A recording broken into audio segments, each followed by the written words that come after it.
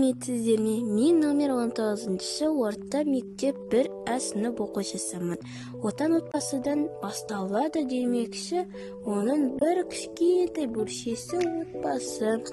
Сол сияқты менің де үлкен отбасым бар, қарта бар, үйдің қазынасы бар.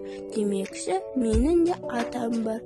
Атам үлкені айтып отырады. Білімдінің күні жарық деп. Білім алуды атамнан үйрендім. Ал бұл менің кішкентайымнан жұбатып тәрбиелеген, әнімен өсірген асыл әжем. Отбасымның тіресі, қамқоршысы әкем. Ал отбасымның берекесі, ұйытқысы анам.